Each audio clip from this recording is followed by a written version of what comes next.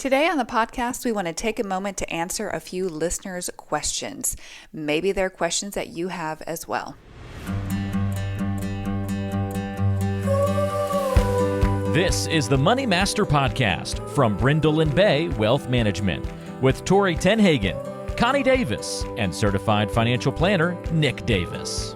Welcome back to the show, everyone. This is Connie here along with Nick and Tori. So glad that you're joining us today. And, we love to hear from our listeners. We want to know that these episodes, that this podcast is helpful for you. We want to bring content that you find useful. So we only know that when you leave us a 5-star review or send your comments to hello@brindleandbay.com. So we'd love to hear from you. Yeah. And we do get questions very often. So on today's episode, we're actually going to be going over some questions and answers that people ask us. So like I said, we'd love to hear your questions as well. But I go think ahead, we've only Nick. got 5 or 6 of them today, but we could do 20 of them. I mean, there's so many questions that we can people make want to a long answer. list. These have always been the most popular episodes. People like to have their questions answered. Yeah, So they're pointed Yes. questions they probably have wondered about. So yeah, and Yeah. if you're asking that question, it probably would be helpful for somebody else. So if you send it in to us, we will be sure to read your question and give you an answer. Absolutely. So what are these questions, Connie? All right, well, let's get into question 1. So someone asks, I have a pension. What happens if my company goes bankrupt? That is a good question, and Yeah. that is not uncommon. no, we've Yeah. had people come in with that letter, The letter. the letter of doom, the letter that says, "What in the world? Where's my pension going? What happens?" Yeah. I mean, I probably have seen it maybe a handful of times over the last couple of years where somebody comes in from a letter from the PBGC. So the pension benefit, I think it's the Pension Benefit Guarantee Corporation. I could be wrong, but I think that's right. what it is, PBGC. And they underwrite the pension. So there's a percentage that you'll get to keep that is insured, but there is a maximum. So people with large pensions are going to be hurt the Disappointed. most. Yeah. And, pretty much everybody will be, hurt if the pension were to not be solid or to go bankrupt. And so that's something to pay attention to for private pensions. And that's only private pensions. So that's not, if it's a state pension or, anything like that. Cities and things like that. Yeah. Right. So the PBGC was started when I believe Studebaker went under years and years and years ago. Everybody was shocked that, oh my gosh, there was no insurance to help protect people with pensions. So I think the cost of that insurance is what caused pensions to kind of go away over the years, is that, okay, we've got to also have this insurance. If we don't have these minimum thresholds met, well, then the PBGC is going to come in and force us to shut down our pension and, put it into this new status where they get partial. So something to consider for sure when you're making a Don't pension ignore decision. that letter if Yeah. you get it. Yeah. So I've heard the term, that a pension has been defunded. Is that the same thing or is that different? It just to my knowledge, it means that they're just taking money away from continually to offer it to people. And yes, just like it sounds, there's no longer going to be any funding. So they try to wrap it up, and then they seal. Like what you have in there is what you have. That's the pension amount So you're new gonna get. employees aren't going to get it at all. Employees currently with it are going to be phased out of it and get some kind of a settlement. And that settlement is usually something through the PBGC. Good question. Next question that someone has asked. My employer just started offering a Roth 401k. Should I move my contributions? I feel like this is one of the end questions of most of our second visits with people when we're building a plan is how much do I put in my 401k? Where do I say? It's that prioritization of saving because there's more to ask there than just. Yeah, I mean, if you should put money into your Roth 401k, it depends on, to us, the cardinal rule is to pay the least, pay your taxes when it's going to be the cheapest. Right. So if you're in a high tax bracket now and you're going to be in a lower tax bracket later, well, then that doesn't make as much sense because you're paying taxes on that money to put it into the Roth 401k versus the traditional 401k. However, if if taxes are going to go up in our country, and many people believe that, and you're in what you think is a moderate tax bracket now, lower tax bracket, and in the future it may be more expensive to pay your taxes, well then it makes sense to put money into the Roth 401k. Now, that's kind of all a bunch of wishy-washy. You didn't really give me a solid answer because it depends on what taxes are going to do. So and the answer in general is it depends. You got to look at the whole plan of where else are you saving? What other tax status accounts do you have? There's just more at play. Most people listening know that what tax bracket you're in right now, and you maybe have an idea of what you're going to be in the future.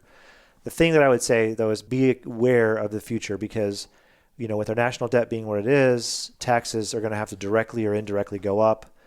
And so you may not be in that lower tax bracket. Also, means testing is going to be a thing of the future. So paying taxes on Social Security, paying more for your Medicare premium because you are part of that 25% of the population in America that's going to be paying more because of your income level. Those can throw off your tax bracket in non-obvious ways so you may want to double check to see what you think your future tax bracket is going to be. One of the things that you do when you do financial planning is you estimate your future tax bracket by building out that plan and looking at what your distributions are going to look like and then giving yourself a good idea of what tax bracket you think you're going to be in the future. So if you follow those rules of pay my tax when it's lowest, when it's, that's probably going to be a good thing. Now, it is painful to pay taxes when you're in, you're paying a lower amount now, but you don't want to pay it now. You want to pay later in the future, but it's worth it if you're going to probably pay more down the road. All right, so third question, we get this quite often. I want to save money for my grandchildren. Is there an account that I should save in? So it kind of just depends on what you're wanting to save for. Is it just, I just want to give them some money when they turn 18 and here, you can just save in a general account for them at that time. But if you're wanting to use it for a specific purpose or have some rules around it, there are UTMA accounts or UGMA accounts. And there are also 529 plans. Yeah. So there's just across the board. Those are the basic accounts that I would recommend looking into. Yeah. But then there's some rules around that of how you can use the money. The 529 is mostly for school. UTMA doesn't have to be. Right. There's rules about when they can. How you're get taxed. The money. Yeah. We could probably do a whole episode on that. Possibly using it for that. Another one is actually, this is kind of non-intuitive, but you can actually fund a Roth IRA for a child. And I believe, and I'd have to be quoted on this, I believe they would need to have some kind of income. So if they had some kind of income, like maybe they worked at Subway or something, what you could do is you could actually give them the money to put in their Roth and they could then save, so that would be saving more for their, long-term future. But as Tori said, it definitely comes down to what do you want to do in terms of how, do you want to use that? Like, what's the purpose of that money? Because another way is to just gift them stock, So to answer that question, we kind of have to have a little more detail. But those couple of answers will give you some direction to look in. To do some research on your personal need for that. All right. Next question that we get asked. My spouse is very risk averse, but I would prefer to take more risk. How do we balance our portfolio and risk tolerance? Boy, balance. Balance. People are rarely on the same page when it comes to, there's always one person, like you never sit down with a couple and they say, we're both aggressive. Like nobody says that ever. They're not married if they're both aggressive. There's the opposites attract. There's usually somebody who's the saver, somebody who's the spender, somebody who's the one who's worrying, the person who's more aggressive. But they usually figure it out because in rare cases, and only in rare cases, we've done where it's like her portfolio is high risk because she's risky and his is not. That's rare and that's just to satisfy that desire. But what really happens is they come together as a unit and they say, well, I'm older than you, and so I'm going to take required minimum distributions before you. So I should probably be moderate to conservative invested, okay, since we're close to retirement. You're, so many years younger than me, and yours could be aggressive. Are you okay with that being aggressive, knowing that this is our money as a family? And basically they kind of do it as a unit. It's holistic planning. It's looking at the account types. What are the tax status of those types, and when are taxes going to be coming out of what's wise? Yeah. So if this is wise for you, then you can decide to do what's mathematically wise and from a financial planning perspective wise versus, I want my money to be this way and he wants his money to be that way.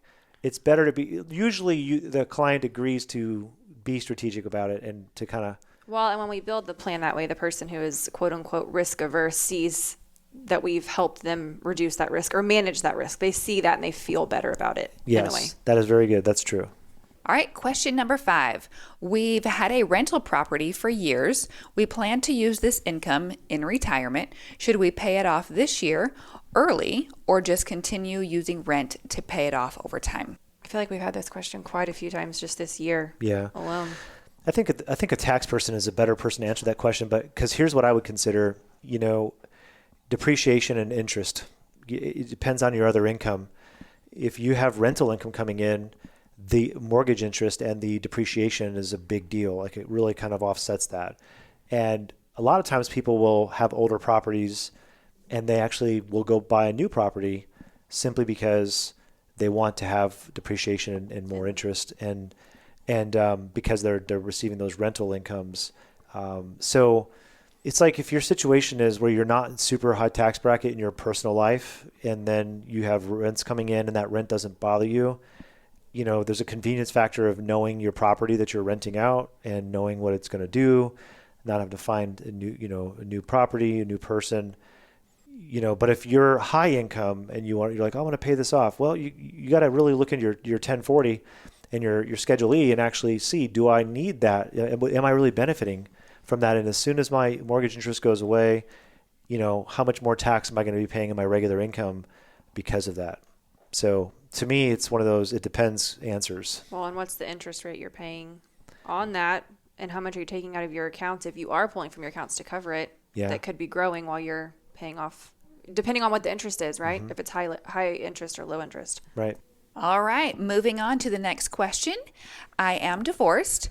Do I have to wait for my spouse to claim his Social Security benefit to begin receiving my spousal benefit? So if you're divorced and your spouse is not claiming their benefit yet, the answer is you can claim the benefit. They don't have to have filed as long as they're qualified and eligible for Social Security, which means they're going to have to be over 62 years old. So what's interesting about that is your ex can remarry and it's not going to affect you. You can file and they won't know you filed. So no, short answer, I guess we have a definitive answer there. It's No. not, it depends. It's nope. They don't have to have filed. That's good news. Anything else to add? No, that one was short and simple. All right. Question 7, our last question for today. I plan to purchase an RV to use during retirement. I would like to pay for it outright. Would it be beneficial to withdraw from my Roth account so I don't pay taxes on the withdrawal? Well, this goes back to what we talked about with the Roth contributions is what's your tax status now? What are you paying in taxes now? What are you paying taxes later? Yep. Because if you pull from the Roth now, great, but you're taking that away from your later years to use. I mean, yeah, it feels good right now to not pay the tax on that withdrawal, but that's a very small part of your retirement that you're looking at. I look at Roth as so precious, and you need many, one of the biggest rules for your Roth is to give it years to defer and grow. And so Roths haven't been around that long, which means it hasn't had a ton of time to defer. So for the most part, I would say no, unless you're absolutely in this crazy tax bracket right now and you're dead set on paying cash for the RV. Right. The benefit for the Roth is so tremendous to let it not only defer, but come out tax-free in the future. And for legacy, if that's important to you. Defers 10 more years. And when you pass away, your spouse, doesn't get forced into a higher tax bracket because of the money that's in the Roth, whereas they will or could because of the money in a traditional IRA. So I just really lean away from, now something you could do is if taking money out of a retirement account is going to push you into this next tax bracket and you wanted to take some money out of the Roth to not go into that next tax bracket, that's a great idea, but I would suspect that's probably not the case if you're buying an entire RV from an account. I would just think that it would be depleting an account that should be used more towards the end of life. All right. Well, that's a wrap for today. We appreciate you listening in, and we hope that you found at least one of these questions helpful, and it was a question or similar to one that you had as well. And we'd love for you to send in your questions so we can answer those. Send them to hello@brindleandbay.com. And we ask that you share the episode if you enjoyed it, and leave us a 5-star review.